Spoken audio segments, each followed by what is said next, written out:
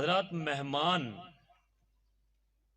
جب بھی گھر میں آتا ہے تو ہر آدمی کی خواہش ہوتی ہے کہ اس کا استقبال کرے، اور مہمان جس درجے کا ہوتا ہے استقبال بھی اس درجے کا ہوتا ہے۔ اگر کسی بڑے آدمی کی طرف سے کوئی مہمان آئے تو میزبان جو ہوتا ہے، گھر والا، وہ زیادہ اس کا استقبال کرتا ہے کہ یار یہ بڑا آدمی ہے، بڑے آدمی کی طرف سے آیا ہے، بڑے دور سے آیا ہے اور کچھ دنوں کے لیے آیا ہے، یہ بڑا معزز مہمان ہے۔ رمضان المبارک اللہ کی طرف سے ایک مہمان مہینہ ہے، اور یہ ہر سال ہمارے پاس آتا ہے۔ میں بہت معذرت کے ساتھ کہوں گا، یہ مہمان ہر سال ہمارے پاس آتا ہے، یہ ہماری حالت کو دیکھ کر یہ رو کے واپس چلا جاتا ہے، اور یہ آ کے ہم مسلمانوں سے پوچھتا ہے، مسلمانوں میں جب بھی آتا ہوں تو میرا استقبال تو بڑا کرتے ہو، بڑی تیاری کرتے ہو، اعتکاف بھی بیٹھنا ہے، بڑی تیاری کرتے ہو کہ 20 تراویحیں بھی پڑھنی ہیں، اور لڑتے بھی ہو۔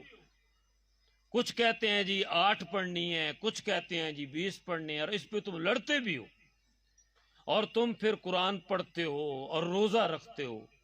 لیکن اے مسلمانوں، 30 دن روزہ رکھنے کے بعد، تلاوت کرنے کے بعد، میں جب دوبارہ آتا ہوں مجھے کوئی مسلمان ایسا نہیں نظر آتا کہ جس مسلمان نے رمضان میں روزے رکھے ہوں اور اس رمضان کے بعد اس نے جھوٹ بولنا چھوڑ دیا۔ کوئی مسلمان مجھے دکاندار ایسا نہیں ملا کہ جس نے 40 سال روزے رکھے ہوں اور رمضان کے بعد اس نے اعلان کر دیا ہو کہ آج کے بعد میں نے ملاوٹ نہیں کرنی۔ کوئی مسلمان مجھے ایسا نہیں ملا جو ساری زندگی روزے رکھتا ہو اور مجھے پتا چلا ہو کہ اس رمضان کے اندر اس کی زندگی میں اتنی بڑی تبدیلی آئی ہے کہ اس بندے نے لوگوں کے حق مارنے چھوڑ دی۔ اور رمضان اس بندے کو ڈھونڈتا ہے جو اپنی بہن کو وراثت میں حصہ نہیں دیتا لیکن روزہ بھی رکھتا ہے، رمضان میں اعتکاف بھی بیٹھتا ہے، رمضان میں عمرہ بھی کرتا ہے، رمضان کے اندر ہر نیکی کرنے کے لیے تیار ہے، لیکن اپنی بہن بیٹی کو وراثت میں حصہ نہیں دیتا۔ یہ رمضان ڈھونڈتا ہے کہ وہ مسلمان کدھر گیا ہے کہ جو روزہ رکھے اور اس کی زندگی بدل جائے۔ مجھے تو کوئی ایسا مسلمان نہیں نظر آ۔ یہ شکوہ ہوتا ہے روزے کا، یہ شکوہ ہوتا ہے رمضان کا۔ مجھے رمضان کہتا ہے مجھے روزے دار مل گئے لیکن دیندار نہیں ملے، مجھے تہجد گزار مل گئے لیکن تقوی والے نہیں ملے، مجھے تراویح پڑھنے والے، تلاوت کرنے والے، عمرہ کرنے والے مل گئے، لیکن جن کی زندگیاں بدل گئی ہوں وہ رمضان کہتا ہے مجھے وہ نہیں ملے۔ چنانچہ یہ جو رمضان آ رہا ہے یہ مجھ سے اور آپ سے، کیونکہ آپ جتنے لوگ بیٹھے ہیں، میں کوئی خطیبانہ بات نہیں کر رہا، آپ کے چہرے بتا رہے ہیں کہ آپ روزہ دار ہیں، روزہ رکھتے ہیں۔ اور میں یقین سے کہتا ہوں، میں بھی اسی علاقے کا ہوں، بزرگوں کو میں جانتا ہوں کہ ڈاکٹر کہے نا جی آپ کو شوگر ہے، تو ہمارے ہاں مریض بسا اوقات ڈاکٹر کو بددعائیں دیں، ہلاک ہو جائے، تو شوگر ہے تو میں روزہ چھوڑ دوں۔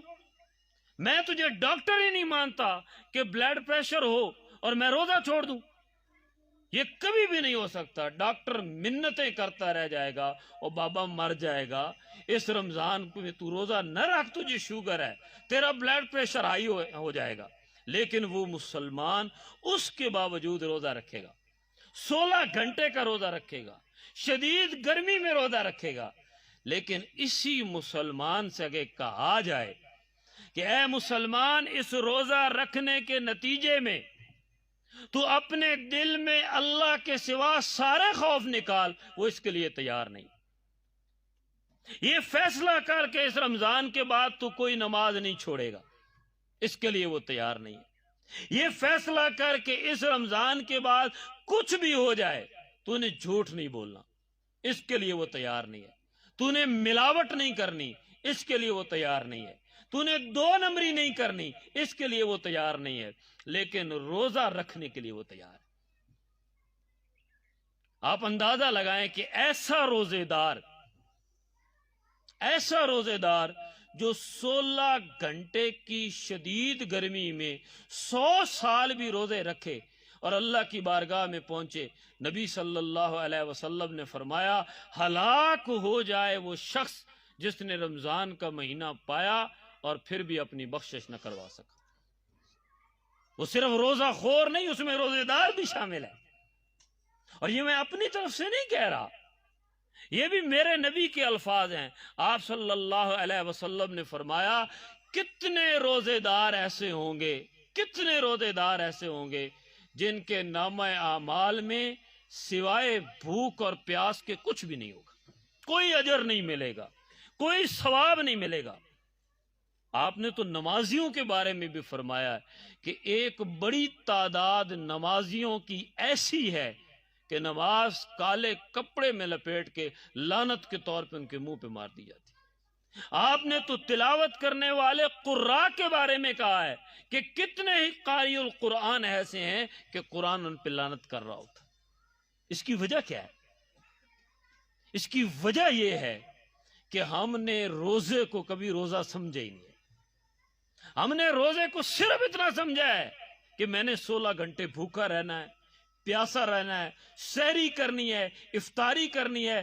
کبھی اس بات پہ غور نہیں کیا کہ روزہ اللہ رکھوا کیوں رہا ہے. اب سمجھیں، اس مہینے کو ہم رمضان کہتے ہیں. اچھا یہ بھی یاد رکھیں، ہمارے ہاں لوگ لفظ غلط بولتے ہیں، رمضان کہتے ہیں. رمضان لفظ نہیں ہے، رمضان میم کے اوپر زبر ہے، رمضان ہوتا ہے لفظ. رمضان کا مطلب ہوتا ہے جلا دینے والا. رمضان کہتے ہیں جلا دینے والا.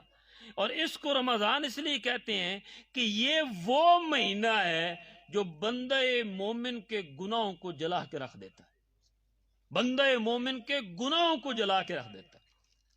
اس کو عربی کے اندر، روزے کو عربی کے اندر سیام کہتے ہیں. کتب علیکم السیام.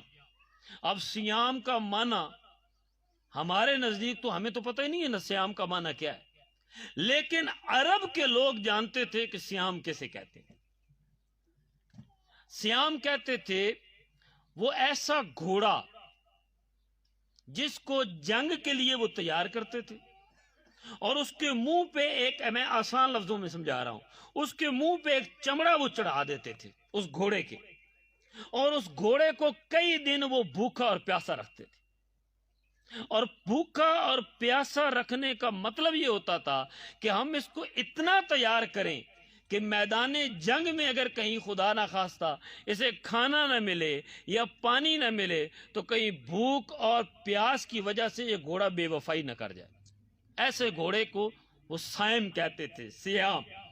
اب جب اللہ نے آیت نازل کی نا، کتب علیکم السیام، اے لوگو جو ایمان لائے ہو سیام تم پہ فرض ہو گئے، تو عرب کے لیے یہ لفظ کوئی اجنبی نہیں تھا. وہ سمجھ گئے کہ اللہ ہمیں تیار کرنا چاہتا ہے کہ ایک مہینہ تمہیں بھوکا اور پیاسا رکھ کے اللہ یہ ٹریننگ دینا چاہتا ہے کہ اے مسلمان کبھی حلال نہ ملے تو اتنے تیار ہو جاؤ کہ حرام کی طرف منہ نہیں مار.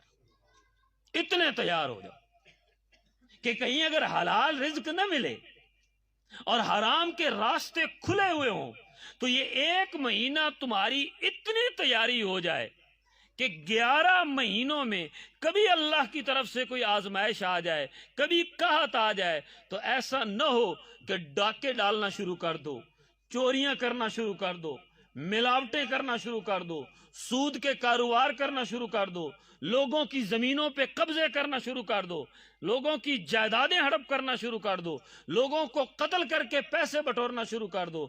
ایسا نہ ہو. اللہ تمہیں اس ایک مہینے میں تیار کر رہا ہے، اتنے تیار ہو جاؤ.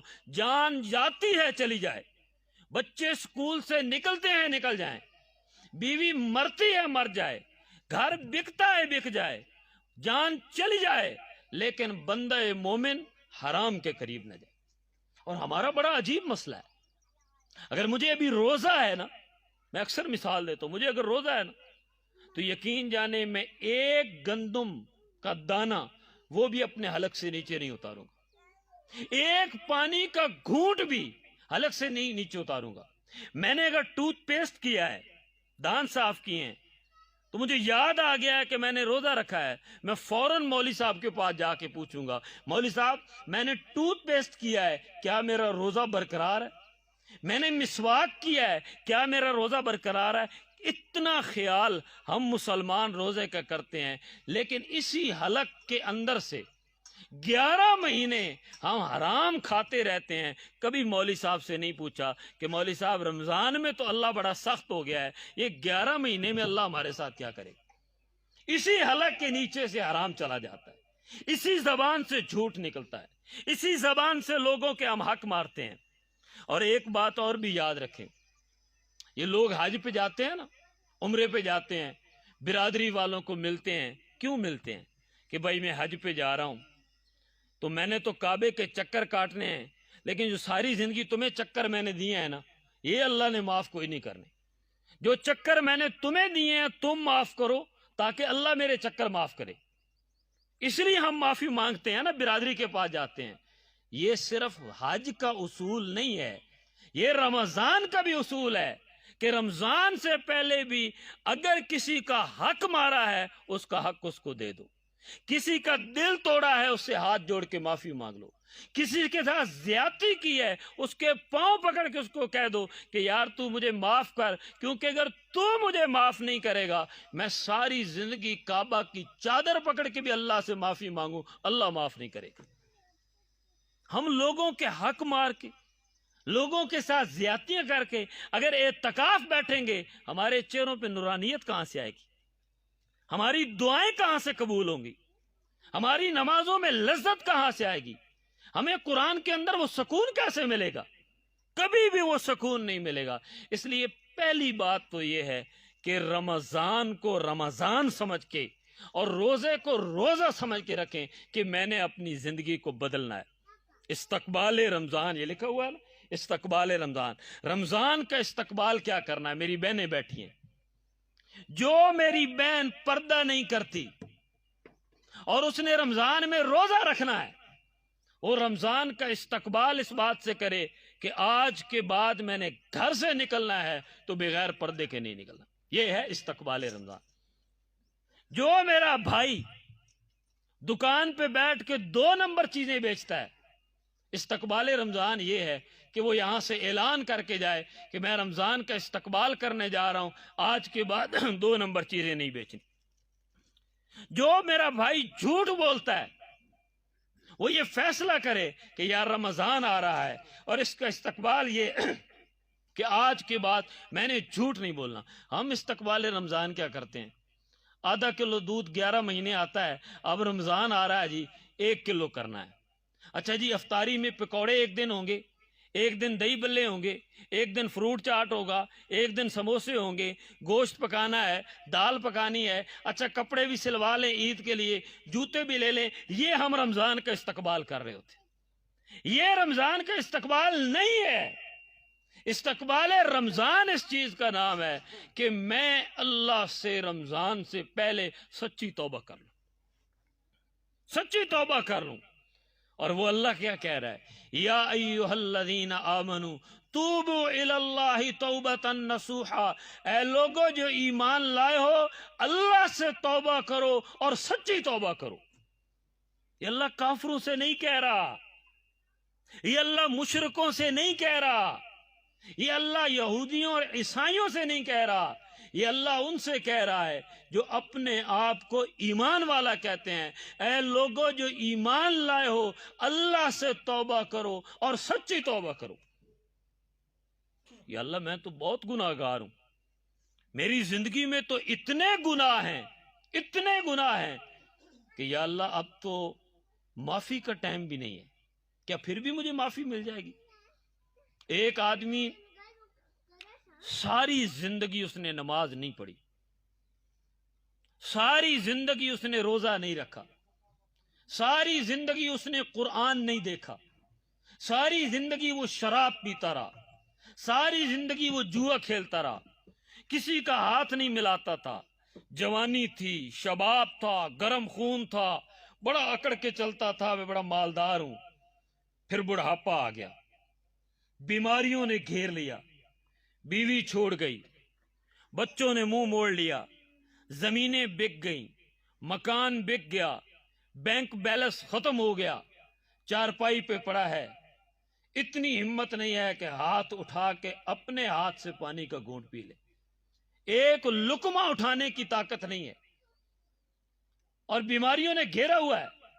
اور میری طرح کا ایک مولوی صاحب آ کے کہتا ہے یہ جو تو نے 80 سال گناہ کیے ہیں نا، اس کی سزا یہ تو دنیا میں مل رہی ہے نا، آگے تو نے جہنم میں جانا ہے۔ لوگ آ کے تانے مار رہے ہیں، اور یہ 80 سال کا بوڑھا چارپائی پہ رو رو کے دل میں کہہ رہا ہے یا اللہ اب تو زبان میں بھی اتنی طاقت نہیں ہے کہ تجھ سے توبہ کر لوں، اب اتنی ہمت نہیں ہے کہ اس عمر میں سجدہ کروں، کبھی سجدہ کیا ہی نہیں ہے، دل میں سوچ رہا ہے۔ لوگ تانے مارے ہیں۔ ایسے گناہگار اور ایسے خطا کار کو میرا اللہ کہتا ہے یا عبادی، اے میرے بندے، کاش سگر والو، کاش تمہیں پتا ہوتا کہ اس یا عبادی میں کیا ہے۔ میں اگر آسان لفظوں میں آپ کو سمجھاؤں کہ ایک نافرمان بیٹا جب نافرمانی سے تھک کے ماں کے پاس آتا ہے نا، تو جتنا بڑا نافرمان ہو، ماں اسے گلے لگا کے کہتی ہے او میرے لختے جگر۔ ماں یہ نہیں کہتی او شرابی، او بدماش، او گنڈے، وہ کہتی ہے نا آ میرے لختے جگر، میرا بچہ آ گیا۔ یا عبادی میں 70 ماؤں کی محبت ہے، 70 ماؤں کی محبت ہے۔ جب اللہ کہتا ہے یا عبادی، اے میرے بندے، یہ اللہ کسی عالم فاضل سے نہیں کہہ رہا، یہ اللہ کسی تہجد گزار سے نہیں کہہ رہا، یہ اس نافرمان سے کہہ رہا ہے جس نے نافرمانیوں کی انتہا کر دی اور موت کے آخری سٹیج پہ پڑا ہوا ہے، زندگی موت کی کشمکش میں ہے، زبان بھی توبہ نہیں نکل رہی، دل میں شرمندہ ہے، احساس پیدا ہو گیا، ندامت ہے، آنکھوں سے آنسو نکل رہے ہیں۔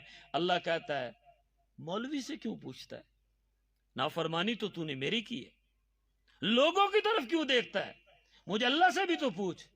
یا اللہ میں نے بڑے گناہ کیے ہیں۔ اللہ کہتا ہے یا عبادی، اے میرے بندے، الذین اسرفوا علی انفسہم، جس نے بھی اپنی جان پہ جتنے بڑے ظلم کیے، لا تقنطوا من رحمت اللہ، کبھی اپنے اللہ کی رحمت سے مایوس نہ ہونا، کبھی مایوس نہ ہونا۔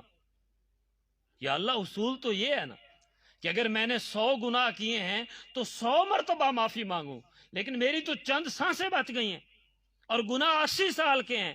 میرا اللہ کہتا ہے میں اللہ ہوں، میں رحیم کریم ہوں، میں وہ نہیں ہوں کہ 100 گناہ کیے ہیں تو 100 مرتبہ معافی مانگو، میں وہ اللہ ہوں جو تمہیں کہہ رہا ہوں توبۃ نصوحا، توبہ کر، ایک مرتبہ کر لیکن سچی کر، ان اللہ یغفر الذنوب جمیعا، میں اللہ یقین جان تیرے سارے گناہ معاف کر دوں۔ یہ اللہ کی شان کے خلاف ہے کہ بندہ اللہ سے مانگے اور اللہ کہے جا تیرے آدھے گناہ میں معاف کر رہا ہوں، آدھے رہنے دے، چند معاف کر رہا ہوں، نہیں، اللہ کی شان کے خلاف ہے۔ اور آپ یقین جانیں وہ اتنا رحیم ہے، اسی قرآن میں وہ کہتا ہے میں صرف گناہ معاف نہیں کرتا۔ اچھا اللہ نے گناہ معاف کر دیے، رجسٹر خالی ہو گیا، اب بندہ قیامت کے دن جب اللہ کے پاس حاضر ہوگا تو شرمندگی تو ہوگی کہ نامہ اعمال میں چلو گناہ تو میرے اللہ نے معاف کر دیے، نیکی بھی تو کوئی نہیں ہے، کسی کے پاس نمازیں ہیں، کسی کے پاس روزہ ہے، کسی کے پاس حج ہے، میرے پاس تو کوئی نیکی نہیں ہے۔ اللہ کہتا ہے میرے بندے تجھے شرمندہ نہیں ہونے دوں گا۔ اسی قرآن میں اللہ کہتا ہے سورہ فرقان میں فَأُولَئِكَ يُبَدِّلُ اللَّهُ سَيِّئَاتِهِمْ حَسَنَات، میرے بندے جب تو گناہ کر کے مجھ سے معافی مانگتا ہے میں تیرے گناہوں کو نیکیوں میں بدل دیتا ہوں، صرف گناہ معاف نہیں کرتا بلکہ گناہوں کو نیکیوں میں بدل کے تجھے معاف کر دیتا ہوں۔ اسی لیے تو ہر جگہ ہر چند آیات کے بعد وہ کہتا ہے ان اللہ غفور الرحیم، وہ صرف معاف کرنے والا نہیں ہے، وہ تو رحم کرنے والا بھی ہے۔ یہ رمضان المبارک، اس کا پہلا عشرہ میرے نبی نے فرمایا ہے رحمت کا مہینہ ہے۔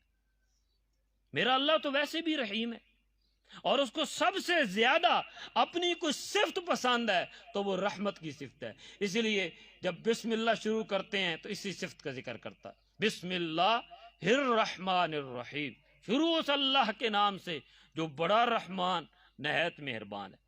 جب قرآن شروع کرتے ہیں تو فوراً کہتا ہے الحمدللہ رب العالمین، ساری تعریفیں رب العالمین کے لیے۔ کون رب العالمین؟ اور الرحمن الرحیم، جو بڑا مہربان نہایت رحم کرنے والا ہے۔ اور قرآن کی پوری سورت اپنی ایک صفت کے ساتھ اس نے اور کوئی صفت کے ساتھ سورت نہیں بیان کی، صرف ایک صفت سورہ رحمان، سورہ رحمان اپنی صفت کے ساتھ اس نے درج کی ہے، اور یہ پیغام دیا ہے لوگوں مجھے سب سے زیادہ کوئی چیز پسند ہے تو وہ بندوں پہ رحم کرنا ہے، بندوں پہ رحم کرنا ہے۔ اب رحم کسے کہتے ہیں؟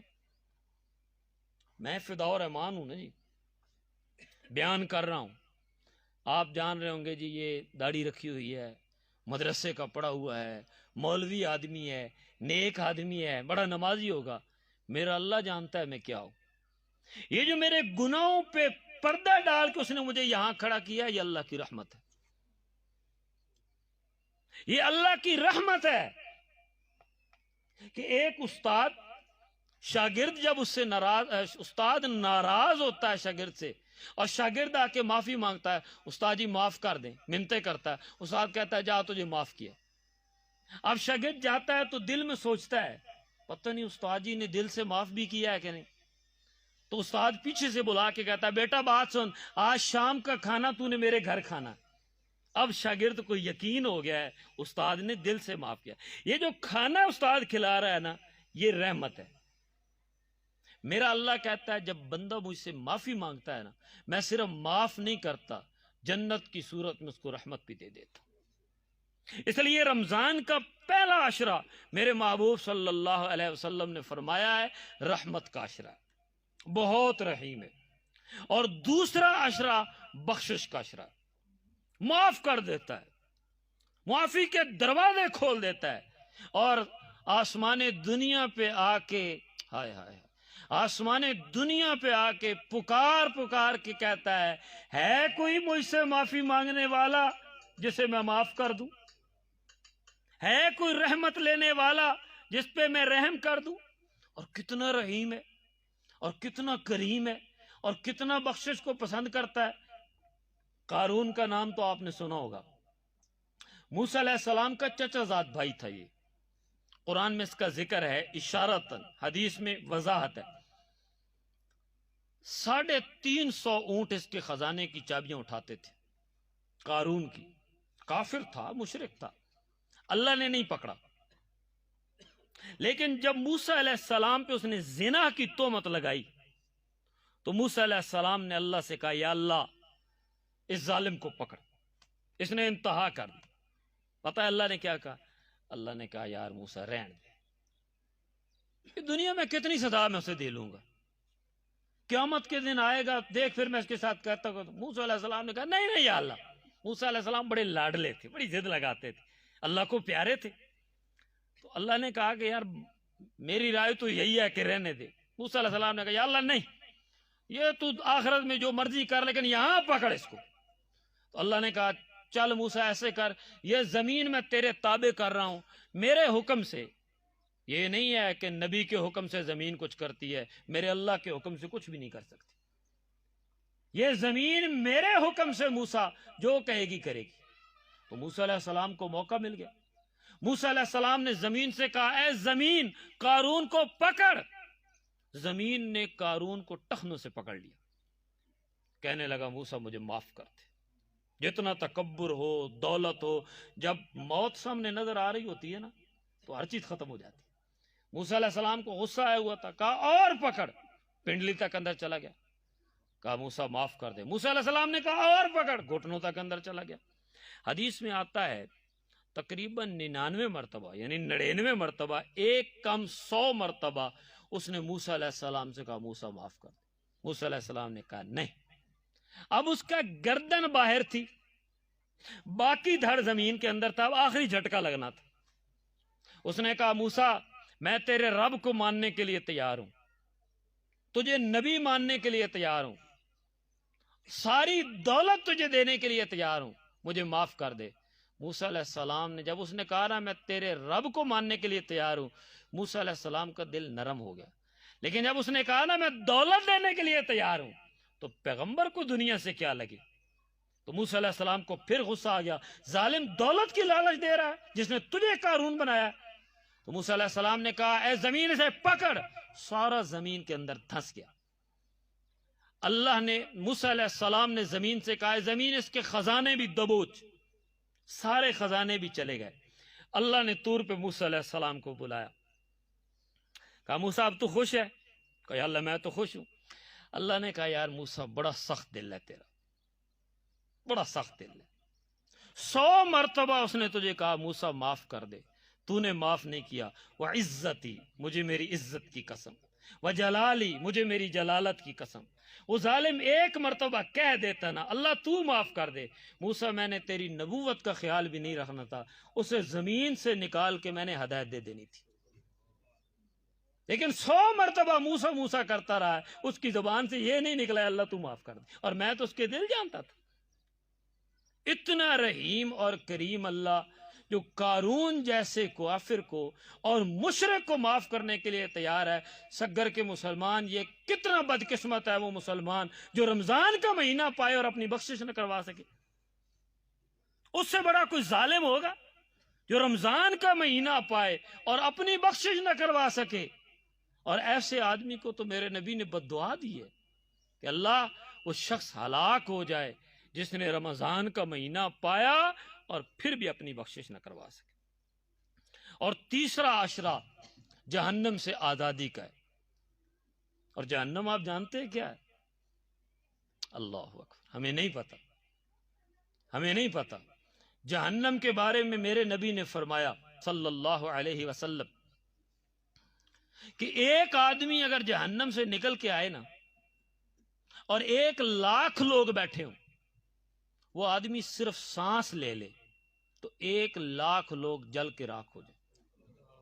میں سانس لے رہا ہوں، آپ کو نہیں پتا چل رہا، آپ اتنے لوگ رہ رہے ہیں مجھے نہیں پتا چل رہا، لیکن جہنم سے نکلنے والا اگر سانس لے لے تو لاکھوں لوگ جل کے راکھ ہو جائیں۔ پوچھا گیا یا رسول اللہ صلی اللہ علیہ وسلم اگر ایک آدمی ایک دن کے لیے جہنم میں چلا گیا، آپ نے فرمایا 80,000 سال کے برابر ایک دن ہوگا۔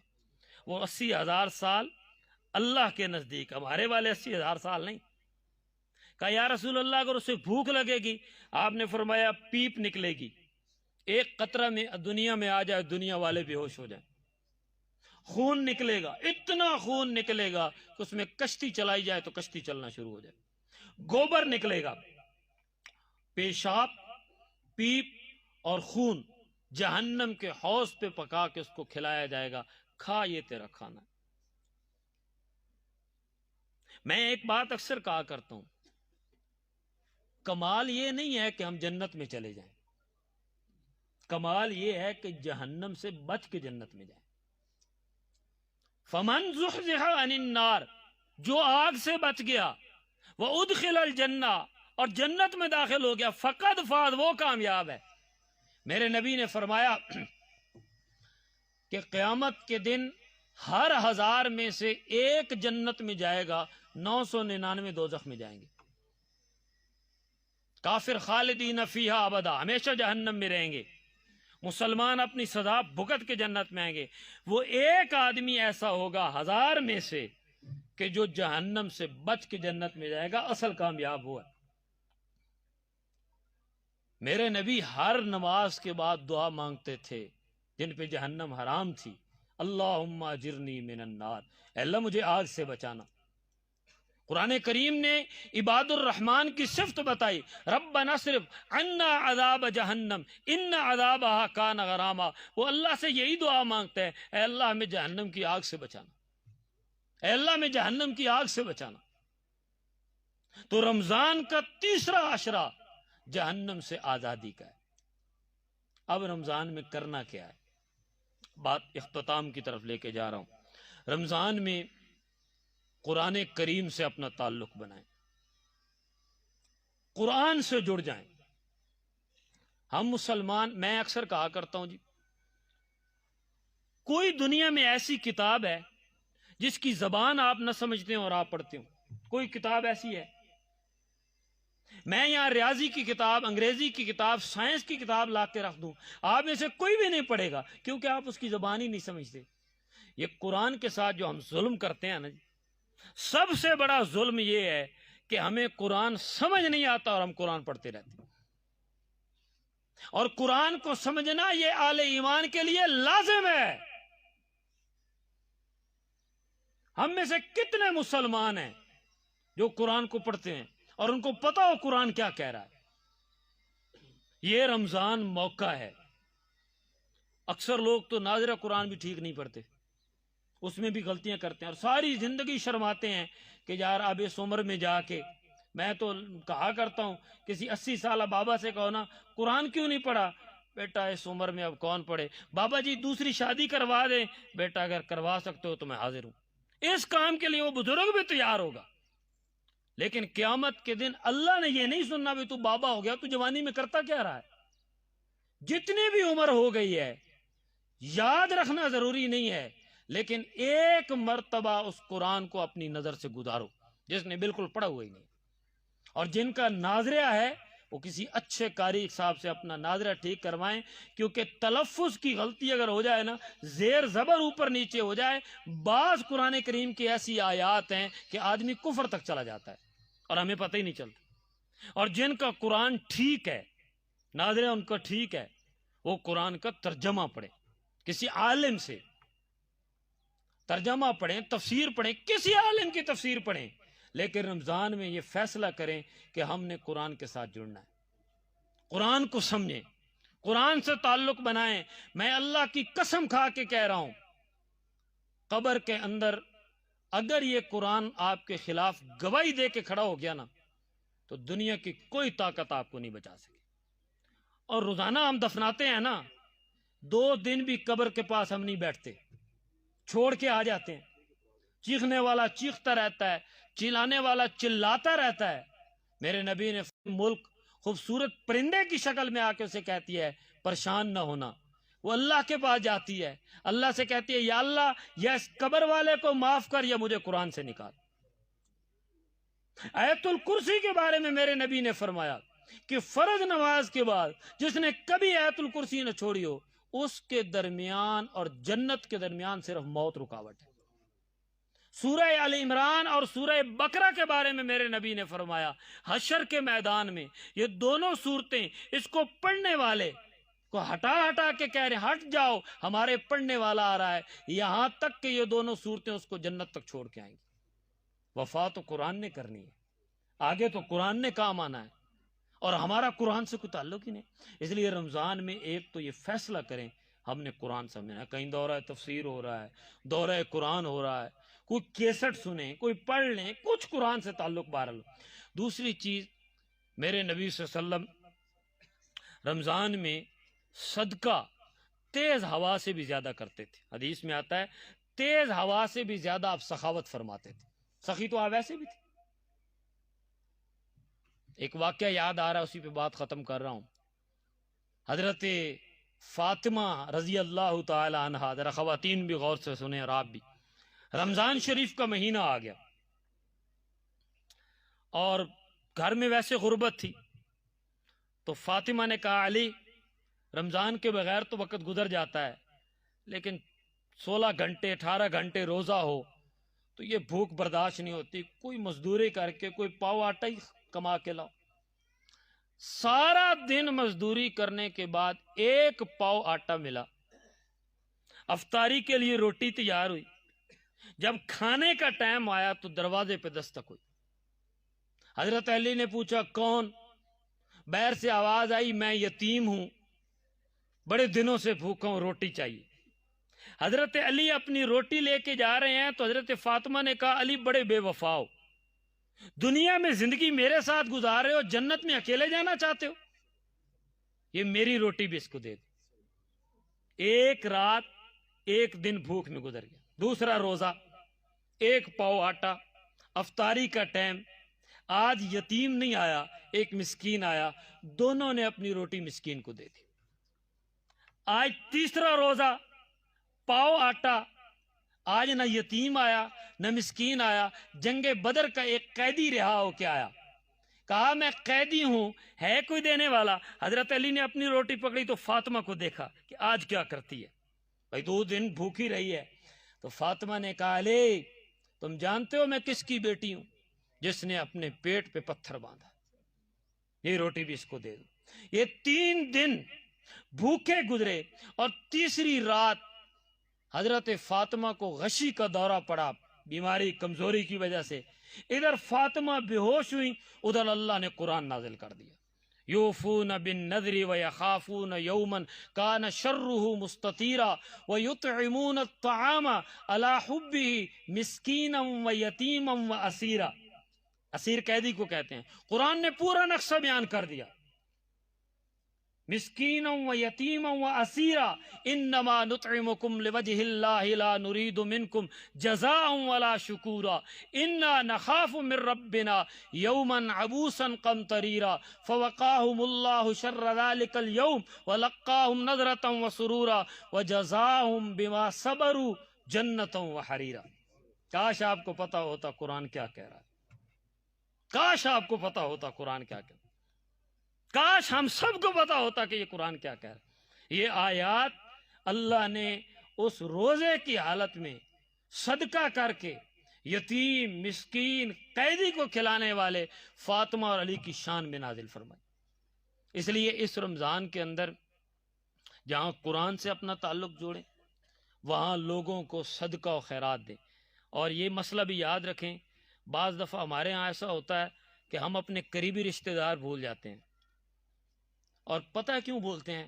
یہ جی بس ہمارا اس کے ساتھ تعلق نہیں ہے۔ حضرت عائشہ رضی اللہ تعالیٰ عنہ پہ جب الزام لگا تھا نا بدکاری کا، تو الزام لگانے والوں میں حضرت ابو بکر رضی اللہ تعالیٰ عنہ کا وہ رشتہ دار بھی تھا جس کو حضرت ابو بکر ہر مہینے راشن بھیجتے تھے، اور عائشہ ابو بکر کی بیٹی ہے۔ دیکھیں نا جی، میں ایک بندے کو ہر مہینے راشن دوں اور میری بیٹی پہ الزام لگے اور وہ راشن لینے والا بھی الزام لگائے، تو بندے کا دماغ تو پھر جاتا ہے۔ حضرت ابو بکر رضی اللہ تعالیٰ نے راشد مند کر دیا۔ اللہ نے قرآن کی آیت نازل کر کے کہ ایسا نہ کرو، آپ اپنے رشتہ داروں سے چاہے جتنے بھی ناراض ہوں، لیکن اگر زکوٰۃ نکال رہے ہیں پہلے اپنے رشتہ داروں کو دیکھیں، پھر اپنے پڑوسیوں کو دیکھیں، پھر یتیم اور مسکین کو دیکھیں، باقی پھر تقسیم کریں۔ ہم پاکستان سے افغانستان اور پتہ نہیں کہاں کہاں زکوٰۃ دے رہے ہوتے ہیں اور اپنے اڑوس پڑوس کے اندر خیال نہیں کرتے۔ اس کا خاص خیال رکھیں۔ اور قرآن کریم، پھر میں کہہ رہا ہوں، اس سے تعلق جوڑیں، صدقہ دیں، اور آخری جو میں نے شروع میں کہا تھا کہ فیصلہ کریں کہ ہم نے گناہوں سے بچنا ہے۔ یہی رمضان کا مقصد ہے۔ اللہ تبارک و تعالی ہمیں رمضان کا حق ادا کرنے کی توفیق عطا فرمائے۔